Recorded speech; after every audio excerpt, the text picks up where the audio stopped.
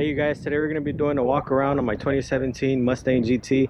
It's a non-performance pack, but it is a premium package, so it just comes with the leather seats and a couple other pieces that makes it the premium package. Aside from that, it's pretty much stock. It just has a few cosmetic mods, so I'm going to give you guys a walk around of what I've done to it so far. So the day that I got the car, the first thing I did was get rid of the stock resonator. I cut out the stock resonator and I put in the X pipe, and then about a week or two later I ended up doing muffler deletes. That was the second mod that I did to the car. The third thing that I did was put the car on lowering springs.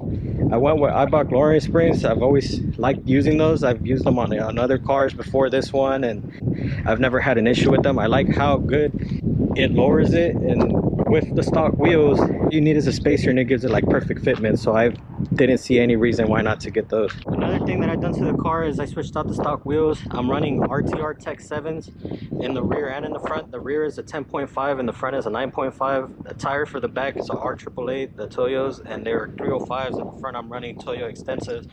Those are 265 if I'm not mistaken.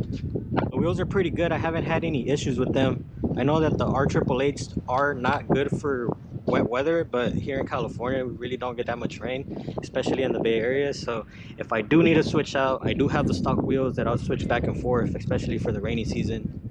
It is a stock bumper, so the only thing that I've done is I put a different lip. The top lip that's there is inspired by the PP1 lip, and then the second one that I'm running is one that's a GT350 inspired one to give it like another extension. And then I do have the GT500 winglet attachments by Z01 add-ons, and then on top of the fog light have another winglet, kind of gives it a more aggressive appeal to it. For the front grille, I do have the stock grille, but I cut out the OEM honeycomb, and then I put the smaller honeycomb mesh behind it, and then I also got the MND winglet attachments that kind of makes it stick out a little bit more, so it kind of gives it a GT350 style. I also got rid of the horse badge and ended up getting just the Coyote badge.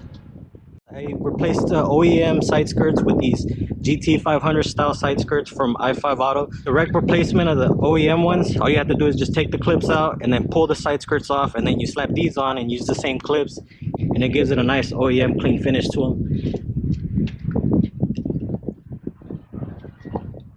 I replaced the OEM 5.0 badge with this blacked out one that has a blue dot. It just kind of ties in with the car and it matches it a little bit more. Also on the side I got these black mirror covers. It just kind of gives it another small detail to the car. I kind of like them. I'm just trying them out for now. I put them on recently, but I'm not too sure if I want to keep them on, but for now they're on there. It's kind of hard to tell, but I also got the roof wrapped black. I try to keep it with the blacked out theme, so it just gives it overall like a nice clean look. So coming to the rear of the car, this is where I've probably done the most work on the outside of it. I have a GT500 spoiler, and on the spoiler I have the gurney flap attached to it. Kind of gives it a little bit more detail. I'm also running the Euros basic mod that everybody does. I have a clear deck lid, and then I replaced the GT badge with a Coyote as well in the back. So for the bottom rear of the car, I have a GT500 rear valance.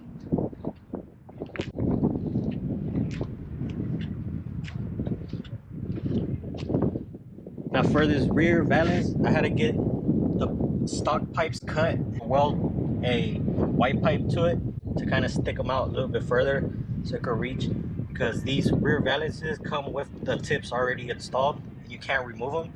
So you just got to get your muffler pipes sticking out a little bit further. That way they actually come out of the car. I also got this brake light from American Muscle. It kind of flickers once you step on the brakes. And I also got the digital license plates. Performance wise, all I really got done is the cold air intake. I have the X pipe resonator delete and the muffler delete.